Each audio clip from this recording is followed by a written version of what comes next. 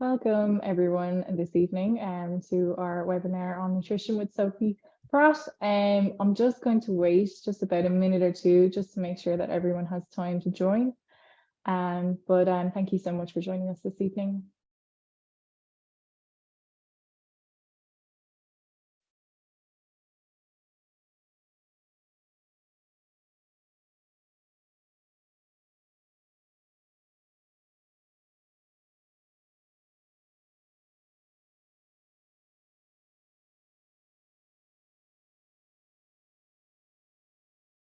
Yeah, welcome everyone. I'm just giving it just a little bit more time just to make sure everyone can join. I don't want anyone to miss out.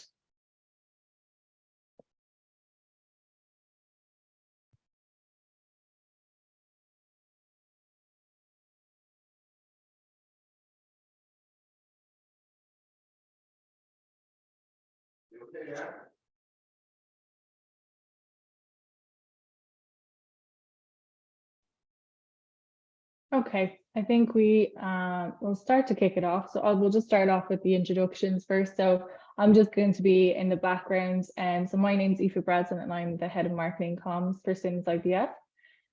Just a little bit about Sims. And so we are part of Virtus Health, which is a global provider of fertility health. So we have a great network of support behind us. We have 6 locations in Ireland. So we have our 3 main clinics. So we've one clinic in Clonskee in South Dublin. We have a clinic in Swords in North Dublin, and we have a clinic in Cork. We then have satellite clinics. These are clinics that provide bloods and scans throughout your treatment, so you don't have to travel as much to the main clinics. So these are located in Dundalk, Limerick, and Carlow. And yes, so if you've any, just the kind of structure of the evening is that if you've any questions or queries or anything like that, just pop them into the Q&A box and we will answer them at the end. So I'm going to hand you over to Sophie Pratt, who is a registered dietitian and fitness instructor. She's been working with Sims, I think now, Sophie, is it about 2 years now? Yeah, just about 2 years. Yeah, I think so. Years. And seems longer. She is based in Carlow Clinic in Canta Clinic in Carlow, and she only does in-person and Zoom consults. So I'll hand it over to you, Sophie. Thanks a million, Aoife. Yeah, so good evening, guys. I'm Sophie Pratt, dietitian working in conjunction with Sims. And just this evening, I'm going to take you through a little bit of an insight into nutrition for fertility health. And seeing as it is so close to Christmas, we might just touch on a few Christmas tips. Okay, so just bear with me for 2 seconds and I'll try and share this screen here. Okay, so if we all can see this, hopefully. Yeah, we can see it, Sophie. Perfect, Aoife, thanks a million. All right, so we're going to take you through a couple of bits and bobs here. Let me get this mouse sorted. There we are. All right, guys, so just a few topics here that we're going to touch on. And as Aoife said there, if you have any questions throughout, please don't hesitate to pop it in the question box and we'll try and get to it to the end or at the end. If I can kind of answer it throughout, that's great. Okay, so we're going to take you through the fundamentals of what a healthy balanced diet is. So before we even touch on fertility health, we need to go through, okay, well, what exactly is a healthy diet for the general person? We're then going to obviously hone in on the nutrition in terms of fertility health. We'll touch on the weight management, seeing as that's such an important factor. And then we have a few tips for the festive season, okay? These are probably going to be difficult to implement, but we'll go with it. Okay, so what is a healthy balanced diet, guys? I'm sure you've all seen this before. This is the food pyramid. All right, so if we see why is it shaped like a pyramid, I'm sure you all know. The bottom we should be consuming a lot more of, whereas the foods in the top we should consume a limited amount. Okay, so this is kind of our overall approach as to what a healthy balanced diet is. So as I said there, before we even go into the nutrients for fertility health, we need to look at, okay, is our broad intake of food as per the guidelines?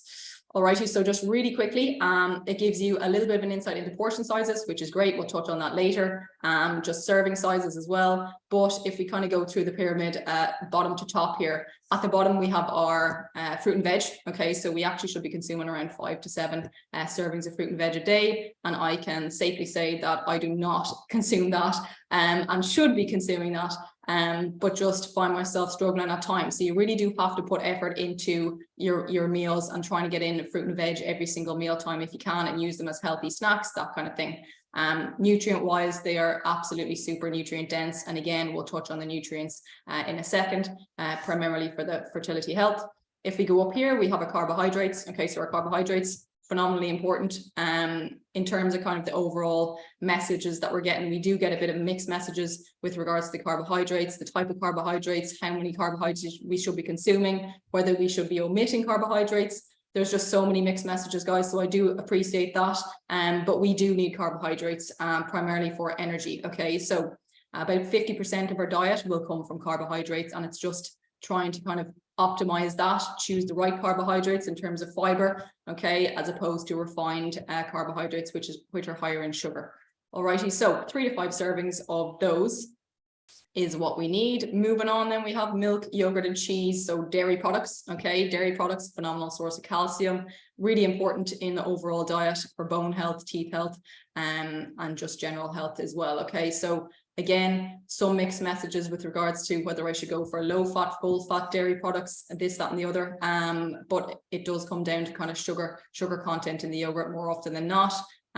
Saturated fat is present in full fat dairy products, and it's just about kind of reducing that as much as possible for our health. Okay, if we pop up here to our meat section, we have 2 servings. Okay, so if you think about it, the main meal of the day, maybe it's the evening, maybe it's the middle of the day, we do usually tend to have a source of protein or meat. For those vegetarians, you can have a meat-free kind of protein source as well, corn, anything like that. So 2 portions of that, we absolutely need it for growth and repair. That's just a necessity. So if you think about all your meal sizes, all your meal structures, they should have a little bit of protein with each meal, and just try and balance it throughout the day. Moving up to the top, then the fats and the oils. Okay, so we do need fats in our diet, healthy fats, all right, for brain function, heart health, all that kind of stuff as well. Insulation. Okay, hair growth, and I could go on for days. All right, so we do need fat intake, but just the types of fats that we are consuming, we need to be careful of. Okay, so we want to go for healthy fats, which are the likes of nuts, seeds, olive oil, rapeseed oil, that kind of thing. Oily fish, great source as well, as opposed to our saturated fat. Okay, so that's found in kind of your processed foods, your goodies, your treats, things like that. And that brings me to the top where most of our goodies and treats lie. Okay, so for me to say that we should have an absolutely impeccable diet and never have a sweet thing or a food high in saturated fat again in our lives would be a false statement, okay, because we have to live our lives, we have to enjoy food, but it just should be in moderation, okay, and especially when it comes to fertility health, it's a huge incentive, okay, so you want to optimize your body for fertility, and if it means cutting down on the treats, I think you'll absolutely do that. If it means completely omitting the treats, that's a different story, okay? So we can reduce them down to a level that is sustainable, realistic, and also promotes fertility health, okay? So obviously, we should try and reduce them as much as possible, but to stick to a diet, it has to be sustainable, okay? So that is our overall food pyramid, guys. So if we kind of try and follow it as a broad rule of thumb, we do need a little bit of carbohydrates, a little bit of protein, a little bit of fat at each meal time. Okay, moving on, we have a little bit more focus on the fertility health. Okay, so don't kind of get overwhelmed by this slide, guys. It is a little bit daunting. Okay, but moral of the story is there's a couple of nutrients that are essential for fertility health, and we are just going to discuss them really, really quickly here. Okay, so one that probably a lot of people will know of is folic acid. Okay, it is advised that women of childbearing age take a supplement of folic acid. Okay, it does promote healthy eggs, okay, and regular ovulation in women. In terms of men, there is fertility health for men. It does promote healthy sperm as well. Okay, so these are kind of benefits for both females and males. Okay, if you see down after the folic acid, you have the vitamin B. Okay, so there are loads of B vitamins. We find them in a lot of different foods. I will go through the foods in the next slide, guys. Okay, so don't lose me.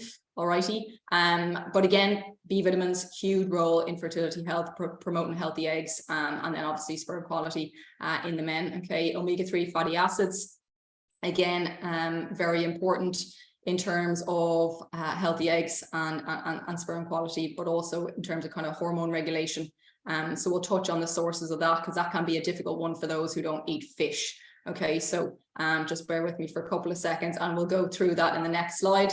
If we pop down to vitamin D, this is one that's probably been highlighted, particularly in the last 2 years as a result of COVID. We've been advised to take a supplement of vitamin D. We should actually be taking a supplement during the winter months anyway here in Ireland, because the main source is sunlight, and we don't get a lot of sunlight here in Ireland, unfortunately.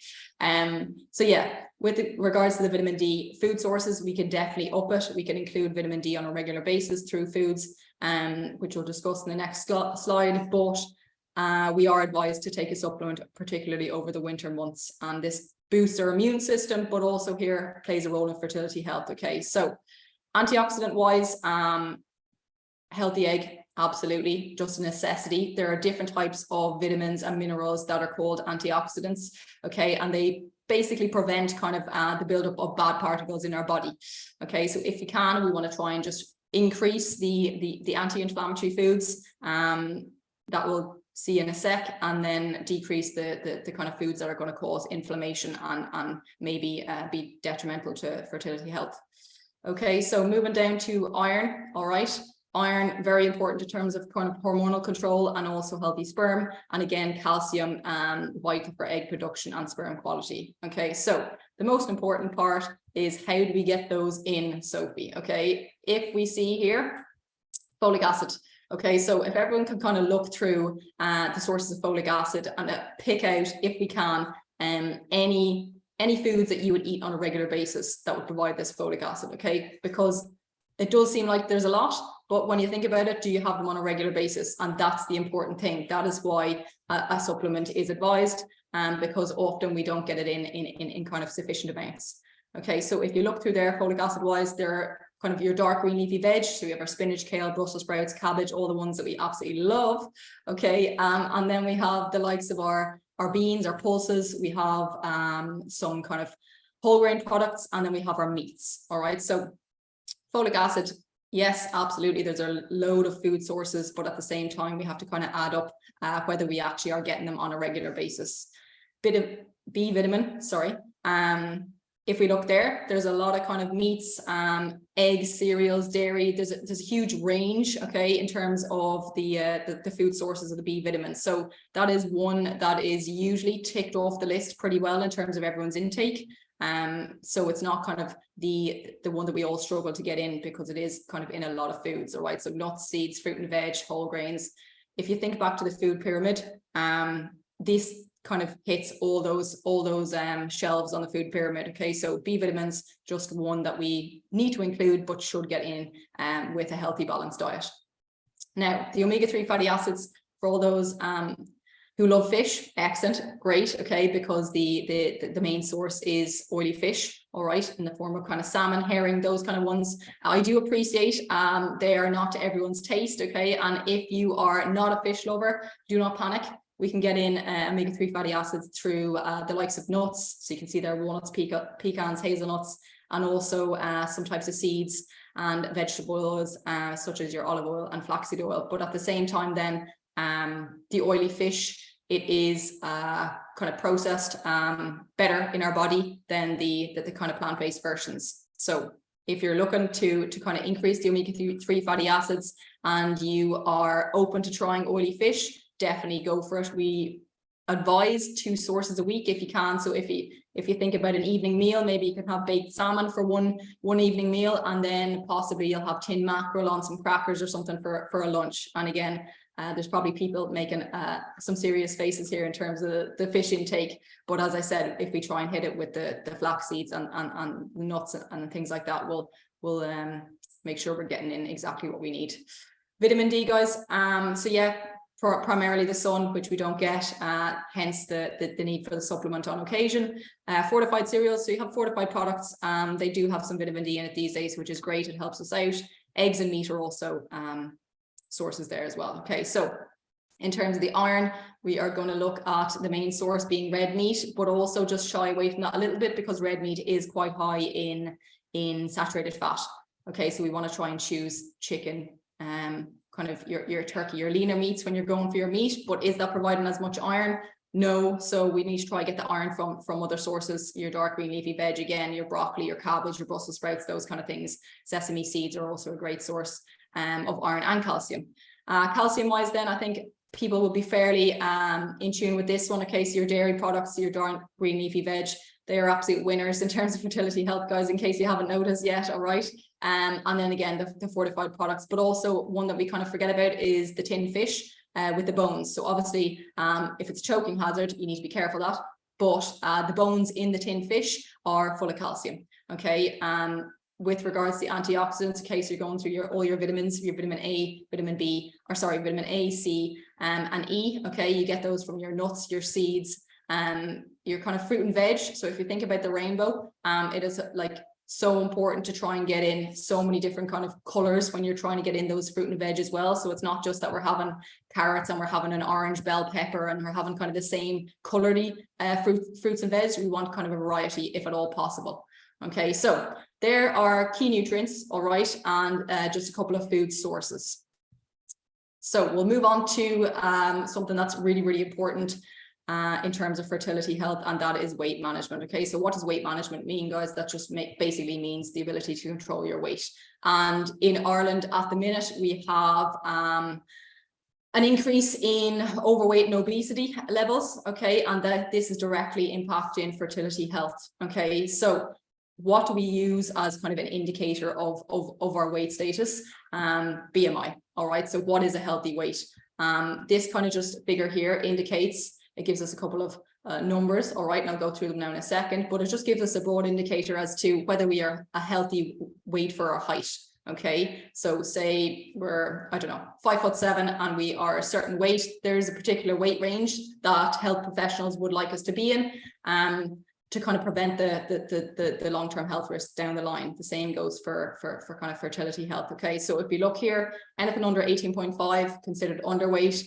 A normal kind of BMI range would be anything between 18.5 and 24.9. Overweight, 25 to 29. Obese, technically classed as over 30. Okay, and then we're talking about extremely obese / morbid obese, 35, 40 plus. Okay, so the one thing that body mass index does not take into consideration, where the difficulty kind of lies, is body composition. Okay, so it can be a little bit skewed in that sense. It doesn't tell what the difference is between your body fat, your muscle mass, your bone density, your water retention, anything like that. It takes into consideration the actual weight, the figure of your weight. Okay, so we should absolutely use it as a tool, but not in isolation. Okay, so what affects weight management? I'm sure a lot of you can kind of throw out guesses here and are well aware of the bits and bobs that affect weight management, but the primary one is our food intake. Okay, so it's calories in, the amount of food you take in, versus the calories out, the amount of food that you expend, the amount of energy that you expend. Okay, so we need to try and balance this. Okay, if we balance this, we maintain our weight. If we take in too much food and don't expend it, we will gain weight. Vice versa, the other way around, we will lose weight. Okay, so I will try not and lose all of you here when I explain things, but there is this thing called ORMR or BMR, basal metabolic rate. Okay, we all have one. It is the minimum amount of calories that our body needs just to survive. Okay, so that is absolutely minimum. If we don't get that in, we're in trouble. Okay, we're going to be kind of not getting the nutrients we need. We're definitely not going to be sustaining our weight. Okay, so we have to add on a little bit of our activity factor. Okay, so if everyone thinks of the amount of exercise they do, all right, so if we do a little bit of kind of, I don't know, walking around, just general daily living, we'll call it, okay, doing a few bits around the house and things like that, we add on a smaller activity factor than if we are training every single day, if we're going for a walk every single day, if we're expending kind of a little bit more, we add on our activity. So once we add on different activity factors, we will get a broad idea of the amount of calories that your body needs to maintain your weight. Okay, so for those that are experiencing a little bit of weight gain recently, it is potentially because we have been eating too much and not expending it. Okay, so we just need to work out where we are on that scale. However, this is where it gets tricky, okay, because there are other bits and bobs that do affect our weight status, okay, genetics, health conditions, medication, stress, environment, you can see, okay, so there are some genetic conditions, okay, such as like Prader-Willi syndrome or something like that, and that would cause just an excessive appetite that we just can't satiate. If we look at kind of health conditions here, we have the likes of one that's really common in the fertility kind of area would be the PCOS. Okay, that kind of contributes to all these kind of cravings and things like that, and our blood sugar control can be a little bit off. That will play a role in our food intake. We have medications, we have kind of steroids and things can contribute to weight gain, stress through cortisol levels, and then the environment. Like if everyone thinks about Christmas, we walk into a supermarket, we're bombarded with chocolates falling off the shelf at us. It's very difficult to say no the whole time. Like advertising, you have just those who surround you. So maybe your social circles, what do they eat like? What do you kind of socialize on the weekends? What does that involve? It's kind of tricky in a sense that it's not just that one kind of number on the scales, and it's as a result of the food we eat as such. Okay, there are other factors that are kind of included. All right, so the main issue is that being overweight or obese can impact fertility health. Okay, so again, don't get too caught up on this side, guys, in terms of kind of all the names here, all the different types of hormones, this, that, and the other. Okay, but just know that there are kind of detrimental effects. Okay, so just a few of them, if I pop down through, increased insulin resistance. Alrighty, this can happen when we are overweight. Okay, and it can lead to anovulation. Okay, so not releasing an egg, regular periods. Increased leptin, okay, a hormone here can have a negative impact on ovulation. And then we have hyperandrogenemia, which can occur in obese women, again, causes an irregular period. Increased LH, okay, so that can disrupt the HPG axis, okay, again, which is really important in fertility health. And we will go down through the last few bits here. Okay, so alterations in adipocyte levels hinders the function of the ovaries. We have steroidogenesis, which can stop follicle growth, and then anovulation, as I've mentioned up here. It's just the egg not being released from the ovary. So if you think about weight and the detrimental effects in terms of kind of your general health, so maybe we're feeling more fatigued, we have pains in our joints, we're just not feeling 100%. It's absolutely exacerbated in terms of the fertility health aspect as well. Okay, so there are just so many things that can go wrong when we are carrying that little bit of extra weight. Okay, the same can be said, guys, for being underweight, but just as it is so kind of common in Ireland at present, the obesity, that is why I'm touching on it this evening. If anyone wants guidance on trying to increase their weight because they're underweight, no problem, you can give me a shout there privately as well. Okay, so the main few festive tips that will help us manage our weight, I would say they're kind of summarized in these three images. Okay, the number one, alcohol, as we can see. Okay, number two, added sugar, and number three, kind of overall calorie consumption. So what I'm going to try and do is just give us a couple of tips on how we go about dealing with the Christmas period. Okay, so as I mentioned earlier there, you go into the supermarket and the alcohol is falling off the shelf, or the sweets are falling off the shelf, and it's very difficult to kind of just control that. So I'm going to try and go through what we need to do and a few kind of realistic tips for the festive period. Okay, so in terms of your alcohol intake, when we are looking at overall fertility health, we should really be minimizing to potentially omitting alcohol. Okay, if I'm being really, really strict. However, things happen. As I said, we do have to live our life. We do have to enjoy ourselves, but there are alternatives there. Okay, so if we just look at our alcohol intake through the drinks, okay, so obviously we could all come up with some of these ideas. Number one, reduce the portion size. Now, easier said than done. Okay, I'll only have a small glass. What happens? We have the glass, we just have a small bit more. What happens? We end up 5 glasses in, 5 half glasses in. Oops, what happened? Okay, but it really is important to try and reduce the portion size. So if you are going for a glass, try and choose a smaller glass. if at all possible. Like, these things make such a difference, okay? There are many, if we look at number 2, there are many alcohol-free versions of the kind of Christmas wines and things like that these days, which is also very, very beneficial. So if you were looking to have something similar, or you're out at a kind of a social gathering, and you just wanted to have a little glass with your friends, absolutely go for an alcohol-free version. That's fine as well. To just reiterate, alcohol-free versions aren't kind of consume as much as you want either, okay? So there will be a little bit processed, and there will be kind of additives in them as well, okay? So we just, everything in moderation, okay? If there was one thing that we say a million times as dietitians, it's just everything in moderation, okay? We don't want to omit certain things completely unless we really have to. Number 3 there, okay? So we have cocktails and swapping them for mocktails, okay? So this is a great one in terms of the alcohol reduction. However, some of these mocktails, guys, are absolutely laden with sugar. So we do need to just be careful that we're not overdoing it on the sugar intake. Okay, so if you're going for a mocktail, just make sure that it's not super high in sugar. That is kind of an important one, and we'll see on the next slide there when we talk about the sugar, or a couple of slides time, apologies. This is an interesting one, okay? So I think there's certain thoughts around Christmas Day and the way Christmas Day goes, and what we should be doing on Christmas Day, and even like the day before Christmas, the day after Christmas. We feel that it's okay to drink early in the morning, okay? And that's absolutely fine, each to their own, absolutely. But in a sense of, okay, like moderating the amount of alcohol that you consume, it is quite important to just try and delay it a little bit. And that doesn't mean that you have to play catch up in the afternoon, certainly not. It just can help us reduce the intake of alcohol a small bit.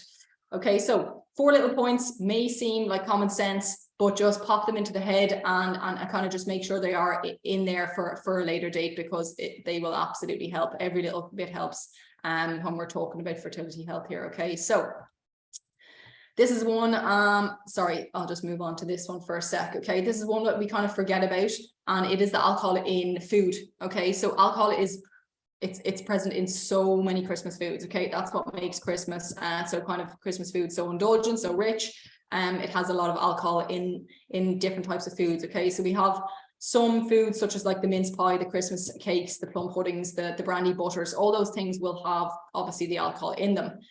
So again, we need to kind of reduce the portion size. They're great for the mini mince pies these days, absolutely great. You can get a little taste of it. You're not feeling left out, and we're still getting what we want, just without all the alcohol in it. Okay, so go for a reduced portion size if you can. If we're cooking, try and minimize the alcohol, okay, because we'll get enough of it over the Christmas period, without kind of having to add it to the cooking or the baking. Okay, so that's something that you can directly control. If you're at another person's house, obviously just have a little ask. I'm sure they won't mind, okay, especially when you're kind of trying to prioritize your fertility health here. It is quite important. If you're going for the Christmas cake, again, numerous options for alcohol-free versions these days. We are actually good at that. It's something that is detrimental. These days we have just access to so many types of foods, different brands, different options. But this is where it actually is a positive, because we do have alcohol-free versions of all these foods, which is great. A little top tip for anyone who makes the kind of the brandy butter, just kind of tone it down on the brandy. Okay, use a cream instead of the kind of the brandy butter, and it's the same thing. Okay, it's a little bit of something extra on top of the mince pie that we need. If it doesn't have brandy in it, we won't argue. Okay, so just because I skipped this one, guys, for anyone that wants to know what a kind of standard drink is, there we go. Okay, so a small glass of wine, single measure of spirits, and then half a pint of beer. Okay, for women, 11 drinks. Okay, men 17. This is obviously for the average person. Okay, for fertility health, obviously it is as minimal as we can get it. Perfect. Okay, so top tip number 2, minimize added sugar. Now this could be said for the rest of the year as well as Christmas, okay, but Christmas, just everything is exacerbated a little bit more in terms of the sugar content. So if we look up here at this kind of image, all right, portion size, very important, as I discussed with the alcohol as well. Portion size is something that just will never leave us, okay? Really simple tip is just to reduce the portion size, okay? So if you think about it, you have a big chocolate here. I'll actually pop onto the next slide to go through it, okay? If you have a big packet of chocolates and there's 20 on the layer, you're more than likely going to go for more than one, okay? So that's why we can choose kind of an individually wrapped one. It's handy, okay? Avoid kind of supersizing, okay? So these days we can get bars and it's like a duo version of the bar, okay? Avoid buying that. It's just, it's easier, okay? You don't want to tempt yourself into having that option of having a second piece or having a second slice or anything like that. So just, if you're going to have something, let's just buy it for the day. We don't need to kind of envisage just having it for the next week or week and a half. There's no hassle with that, okay? Not something that I often get a lot of people to do, because I think it can be a little bit baffling, mind-boggling, is read the back of the packet. If you are interested and you do want to know if there is a lot of alcohol, if there is a lot of added sugar in it, you can do so. That is no problem at all. Just kind of don't get kind of too hung up on it as such, okay? Another one that we often don't think about, and it's actually thinking, okay? We don't usually think before we eat, all right? And it's definitely something that can be incorporated into any kind of dietary change or alteration, is that we need to think before we eat, okay? So if I think about myself now, okay, am I hungry? I need to think, is my tummy rumbling? Do I have a headache? Or am I just wanting some sugar? Am I wanting this type of food? Okay, so there's so many kind of factors that play into kind of our mindfulness and thinking about whether we actually need the food or whether it's just that we want the food. Okay, so say we've had a chocolate, take 2 seconds, well, more than 2 seconds, okay? Take 2 minutes and just wait, relax, see if you genuinely want that other chocolate or need that other chocolate, and then you can kind of make a more educated decision on that, okay? So yeah, be mindful. We often just open the tin of the sweets and we're straight in there. We've taken 1, 2, 3, 4, and we probably weren't actually hungry before that. It's just we wanted something, okay? So bear that in mind if you can, guys. Handy little one, share with family and friends, okay? We don't have to keep them all to ourselves, absolutely not, okay? So if you have a share pack, be nice and share them around, okay? That's just a way to reduce the kind of portion size of the sugar intake as well. And obviously, if you are that #1 superstar, okay, you're prepared with the healthy alternatives, all right? And I would be absolutely pushing this a lot more if it was not for Christmas, okay? But Christmas is a time where we should enjoy things, but at the same time then, yeah, go for it. If you do feel like bringing healthy alternatives to a dinner party or just at Christmas time for those who want them, great, let's go for it, okay? So instead of kind of chocolates, maybe we'll have a little bit of dried fruit dipped in dark chocolate or something like that. So it's something nice, but it's just not as high in sugar as the other bits and bobs that we could be going for. Okay, so we'll pop back here. The no added sugar, guys, okay? So we can get no added sugar versions of the things like jelly and all that, okay? And some of them, yes, will have added sweeteners, okay? So it's again the natural versus unnatural battle that we deal with every day, okay? So if you're going for the natural version, we're probably going to have more calories, we're probably going to have more sugar. If we're going for the unnatural version, we're probably going to have less calories, but we're going to have additives. And do we want to kind of put those into our body? That is your own individual choice. In terms of the evidence, there's pros and cons, okay, to both, all right? So that's your own personal opinion on that, okay? But there are kind of no added sugar versions of foods if you want to go for them.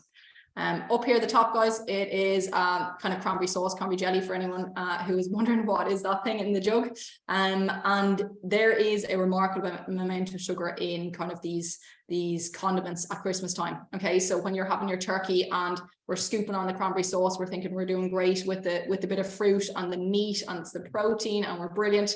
But at the same time, we're actually loading on the sugar there. Okay, so if you are up for making your own cranberry sauce, great, absolutely, because you can control the sugar intake.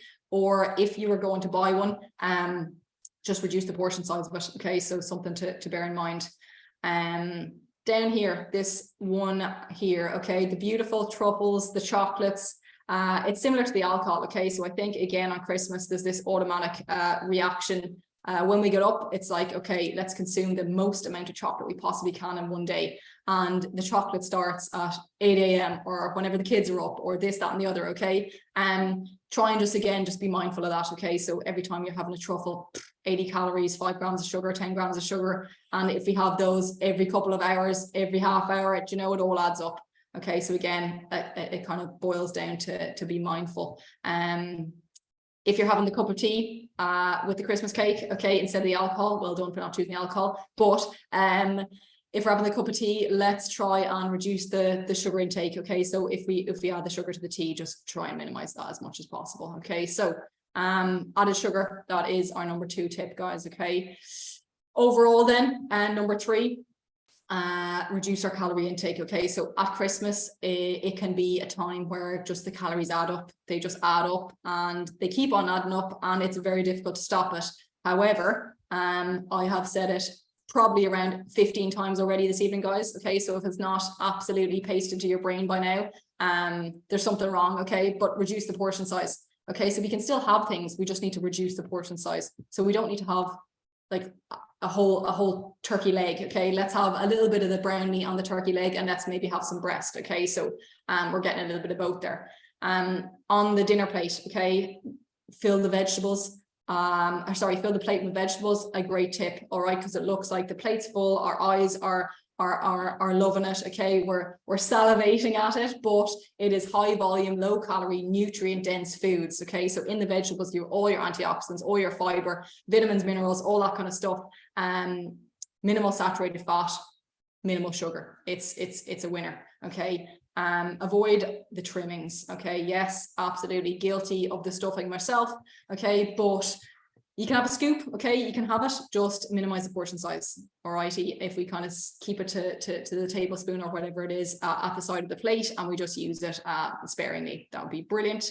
Another quick and handy one is to have a little bit of water with the meals. Okay, so when we consume water, we'll obviously satiate ourselves, so fill us up a little bit, and it allows us to kind of take our time and actually think, okay, am I getting fuller? Am I kind of needing more food, or am I happy enough with the amount I've had?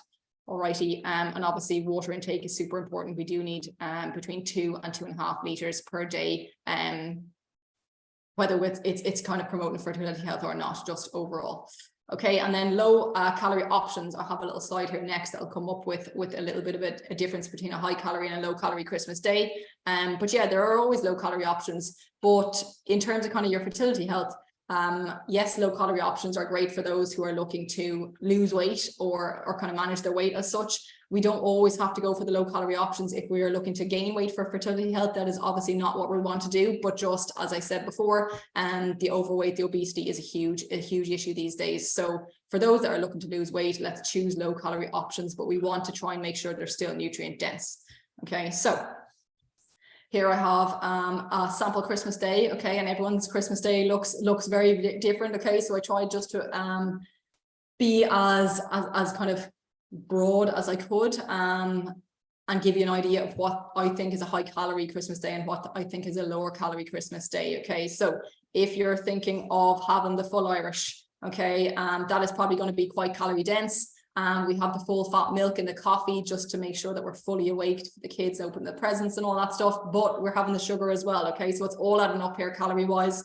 If we go over here to the right, we have a lower calorie version. Okay, so we're trying to get in a little bit of protein, a little bit of fat, healthy fat that is if you can, and a little bit of carbohydrates, but also keep it quite low calorie. Definitely doable. Okay, so we're looking for kind of choosing the turkey rashers, lower in saturated fat, beans, a nice little source of protein there as well. The wholemeal bread, you get the fiber in, the B vitamins, and then you have the low fat plant-based margarine. Again, debatable whether you want to go for butter, that's absolutely fine. It is more natural, but it's just higher in calories. So we'll leave that to yourself. And then we have the decaffeinated coffee as opposed to the caffeinated coffee with the low fat milk. Okay, and again, this is a total personal preference. If you want to go for a calorie friendly option, it's the sweetener, but if you're going for the natural version, it's the sugar. You just have to minimize that. Okay, when we're having the usual 5 to 10 chocolates mid-morning Christmas day, let's pull it back to the 2 chocolates, and maybe let's have some alcohol-free punch instead of the alcohol in the mulled wine. Then we go for the most important event. Okay, the Christmas dinner. the plate of turkey with all the trimmings. We have the glass of wine with it. We don't have to pile it up to the top, okay? We can keep it within a kind of medium portion size, a smaller plate if you want. We're going for the smaller spoon of the stuffing and gravy. We're going for the kind of lower sugar cranberry sauce. And then we have the alcohol-free sparkling wine as well. You can still have dessert, you can still live, we can still enjoy food, okay? But it's just choosing the fertility kind of healthy options as much as possible. So you do have that kind of alcohol-free plum pudding, and then we have some light cream as opposed to the brandy butter. If you can fit anything in at supper, fair play to you. Okay, and if you want to go for the Christmas dinner sandwich, go for it.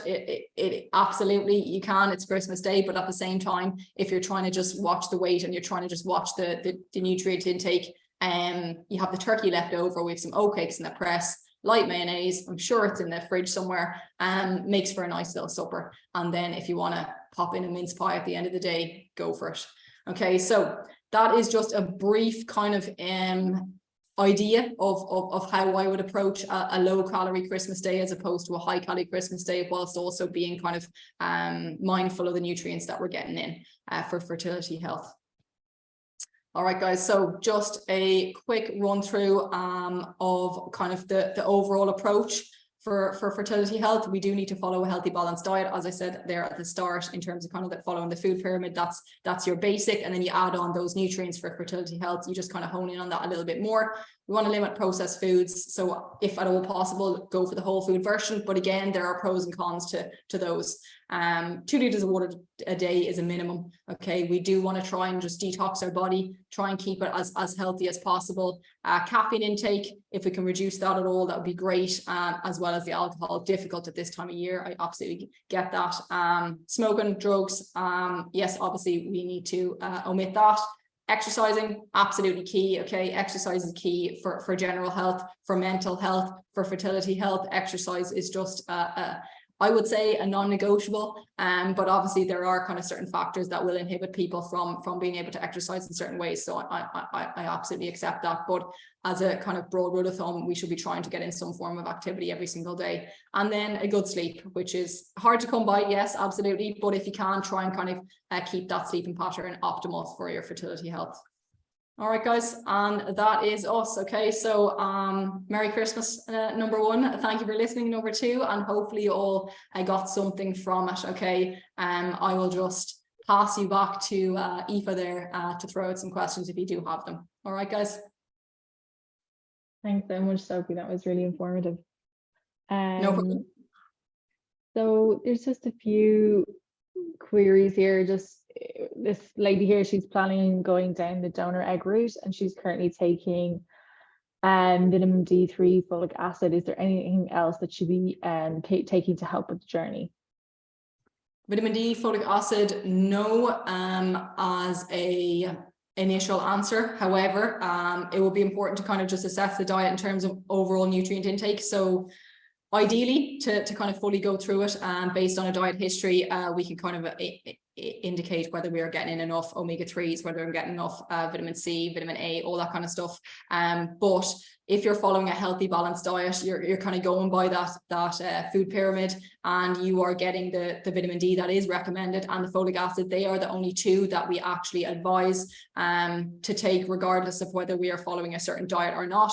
If your diet is extremely restricted and we're not getting enough kind of nutrient dense foods, so if you think back of the omega-3s there, if you're not a fan of fish, if you're not going to get in the nuts, well then obviously omega-3s are going to be a little bit kind of limited. So I think just kind of go through your diet a little bit. If you can, I would advise write it down, kind of see, you can look back. I think this is going to be uploaded, Aoife, is it? It will be, yeah, me on our YouTube and website. Super, on the website, super. You can look back at the sources and you can see, are you kind of hitting those? If you have any further questions, don't be afraid to email. I can assist you further. Is that all right? Perfect. So this lady has PCOS, polycystic ovarian syndrome, and endometriosis. She's a normal BMI. Is there any pointers or specific resources to point towards finding her to lead an anti-inflammatory PCOS friendly diet? Okay, so in terms of your anti-inflammatory foods, we want to kind of stick away from our alcohol, or our inflammatory foods. We want to stick away from our alcohol, our processed foods and things like that. So if you kind of look at, again, I will go back to the food pyramid, okay? But if you kind of look at each individual shelf, okay, we want to try and just include as many of those as we can, but we want to try and get that rainbow in, okay? So when it comes to antioxidants, it's trying to kind of follow that rainbow. And if you're following that rainbow in your diet, so if you see a plate, we don't need to even I will forward on some resources, but we don't even actually have to look at any information. If we're looking at our plate and it is colorful in terms of our fruit, our veg, nuts, seeds, all that kind of stuff, you will be highly likely to be getting in antioxidant rich foods. So yeah, I would try and just make sure that you're getting in a lot of variety in terms of the antioxidant level, because antioxidants are actually found in a lot of foods. I think we just kind of get excited about the word antioxidant and actually lose track of the amount of foods that are rich in the antioxidants. So our fruits, our veg, our nuts, our seeds, our whole grains, and the list is endless. I might forward on some resources for Aoife to share with regards to antioxidants. Perfect. So there's actually kind of two queries here around exercise, which is important. So they want to just kind of ask around exercise, what's the best form for fertility, because there is mixed messages, which I know like there has been some commentary around maybe not doing something super cardio rich, just in, you know, that can impact, especially early on.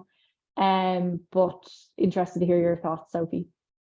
Yeah, absolutely. And I'm absolutely all for the exercise, but again, there are so many mixed messages. And I think it's related to our heart rate, and it's related to the stress that it puts in our body. Okay. So for kind of, we'll say an individual who's not looking to promote their fertility health, we can absolutely do super high intensity exercise, huge weight bearing exercise, get our heart rate up to the max level, be absolutely panting, and be okay with that. But then for those who are looking to kind of optimize their fertility health, well, if we're going to put our body under extreme stress, cortisol levels are going to go through the roof. That's going to kind of impact other issues, other hormones with regards to fertility health. So we need to kind of just try and meet in the middle there. So we want to increase the heart rate to a level that's enough, that's going to kind of benefit us, but then we also don't want to increase it past that range that's going to kind of stress our body out too much.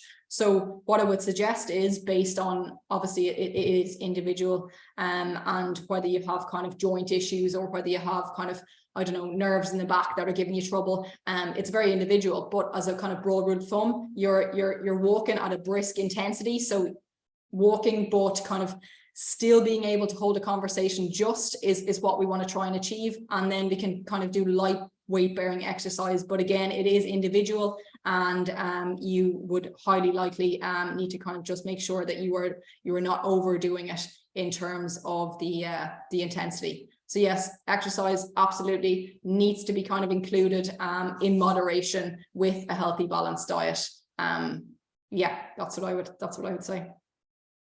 Perfect. Yeah, there was just a lady here, she's going to be going through egg preservation, freezing, and she wants to know what the main thing to focus on for a successful retrieval, like in regards to nutrition or movement and exercise. But I suppose in a way it would be a similar path as if you're going down IVF or yeah, donor egg. Yeah, absolutely. And it's trying to think of your like getting your body into the kind of the optimal health. If you were to think of you as the healthiest version of you, so what can I do to make sure I'm the healthiest version of myself? Well, I can focus on my nutrition. I can go through all the bits and bobs that I've said previous in this kind of presentation, and then I can focus on my exercise. I have to focus on my sleep pattern, because that's really important. I have to make sure I'm getting kind of all the other factors in my life that's going on that I need to kind of reduce down in terms of our stress level. So stress management is important.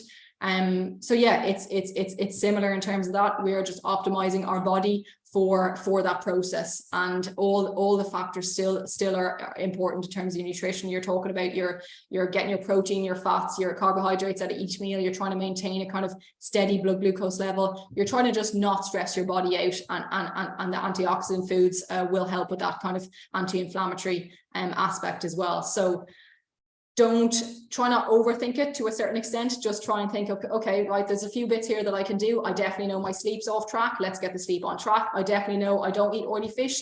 Let's get the omega-3s in a different way. So just try to prioritize it, but also don't lose fact of kind of, you're still human. You can't do everything all at once. It's slow, steady, sustainable changes that will get you there. Perfect. Thank you, Sophie. It looks like that's the majority of the questions, but we'll hang on a second or two if anyone has anything else they'd like to ask. If you feel more comfortable asking your questions offline, I know some of these things are kind of quite specific to the individual as well, so it's kind of hard to answer it, especially if you don't have all the details as well. I know even from fertility queries and stuff like that, you know, it can be a number of different factors, so it's hard to answer those specifically. But like I said, if you want, you can reach out. So you can reach out to communication@sims.ie, or Sophie, what do you want to just give the URL of your website as well? You're also on Instagram and the socials as well, aren't you? Yeah. The email address is sophie@sophiepratt.ie, guys. So if anyone wants to get in contact with me, they can absolutely email away. Phone number there will be on my website as well. So please don't hesitate to contact me. As Aoife said there, it's like unfortunately, like with nutrition, it is very individual. But once we kind of see what we're taking in terms of kind of your overall food intake, it makes it a lot easier to see what's missing or what we need to kind of increase a little bit more. So yeah, please don't hesitate to contact me if you have any queries, or you can contact Sims and they'll pass it on through me, whatever you feel most comfortable with. Yeah, exactly. And if there's any patients there as well, you know, you can get referred through our doctors as well to Sophie too. So you know, if there's any queries at all, just ask either one of us.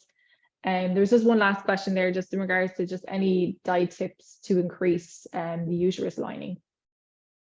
So it would be like the likes of kind of your nutrient dense, but particularly high protein foods. Okay, so we want to make sure that we're getting in optimal protein to kind of increase the cell growth, to increase kind of the cell development, as they say.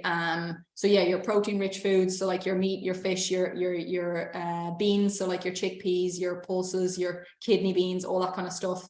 Eggs, low fat dairy products, just because of the saturated fat, and the full fat dairy products would be great. But also then going back to the anti-inflammatory foods, so the likes of your berries, your nuts and seeds, your whole grains, all those kind of things would be brilliant. But yes, protein intake would be very important, just to kind of optimize that. Perfect. Thank you for that. I think that looks like that's all the questions. Like I said, you can contact us further if you have anything else that you felt you want to just ask offline. That's no problem at all. If anything, any kind of fertility related general questions, you can pass them on to Sims Communications at sims.ie. I can get our nurses and doctors to look at that. But thank you so much for joining us tonight. I hope you found it informative. Thanks, and thank you so much, Sophie. It was really great. Thank you so much. Have a no lovely problem evening, at all, guys. everyone. Okay, have a lovely evening. Take care. Bye. Bye-bye. Bye.